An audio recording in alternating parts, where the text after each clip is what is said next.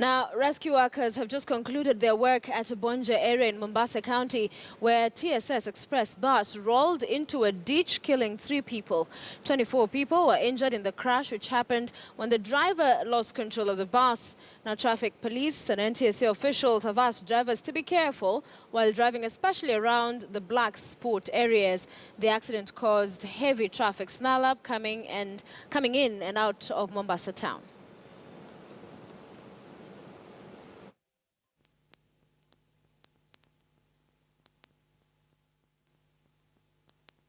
All right, and those are some of the pictures we obtained from the crash scene. Now joining us is Francis Mtalaki with an update. Francis, I understand this was not the only accident in the region. Francis? Yes, Sophia, according to the... Hello, can you hear me, Sophia? Yes, go ahead.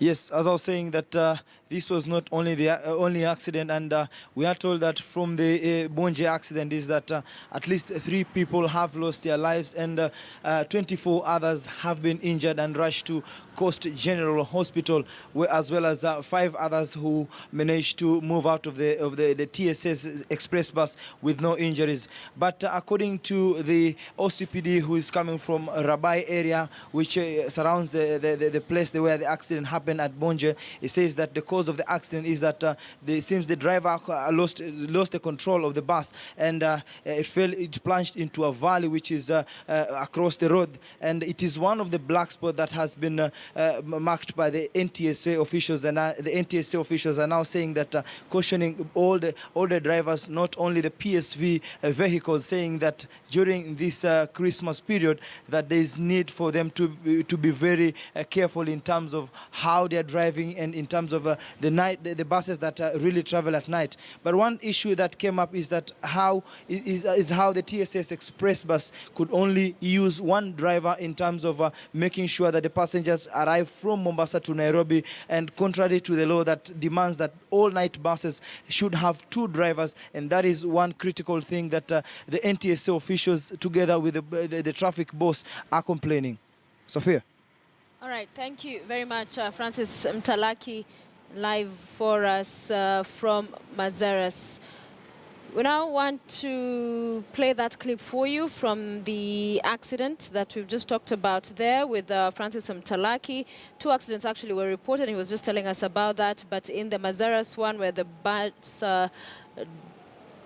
rolled into a ditch, 3 people are reported to have been killed and 24 others injured.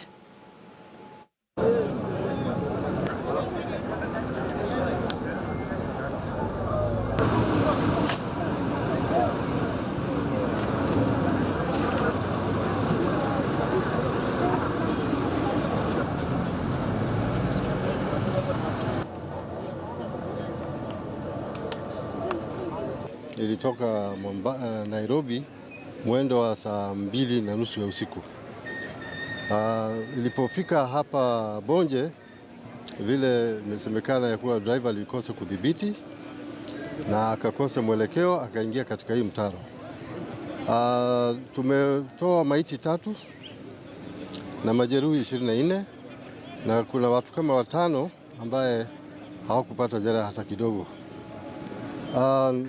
Hii wakati wa msimu wa sikukuu,